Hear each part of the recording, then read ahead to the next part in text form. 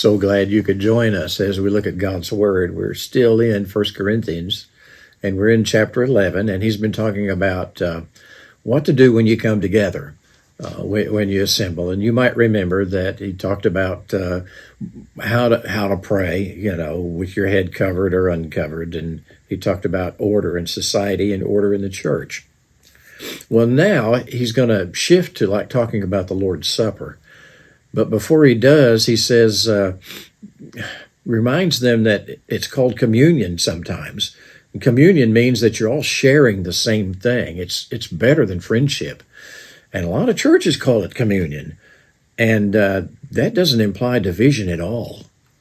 But the Apostle Paul said, let's go back to chapter 1 of 1 Corinthians.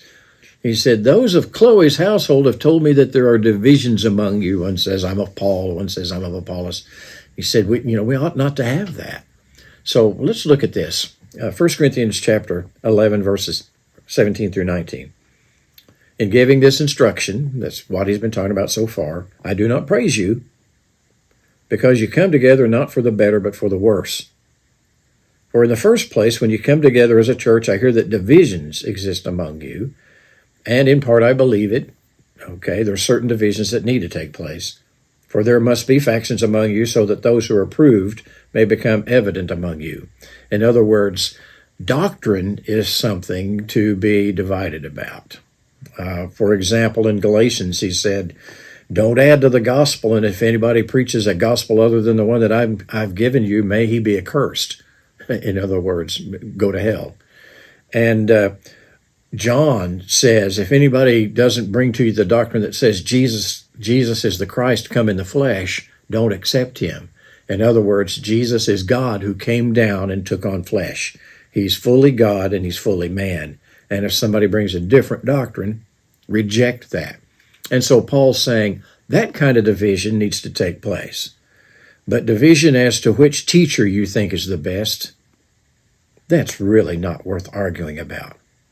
Frankly, most things in a church are not worth the trouble of being divided about. And church members really need to choose their battles very carefully. They need to look at something, and if it's an issue that would divide the church, then you need to ask yourself, how serious is this issue? And if it's not real serious, let's preserve the oneness of the church and just kind of disagree and agree to disagree and not make such a big deal out of it. I think we're on the same wavelength. God bless you real good. Bye-bye.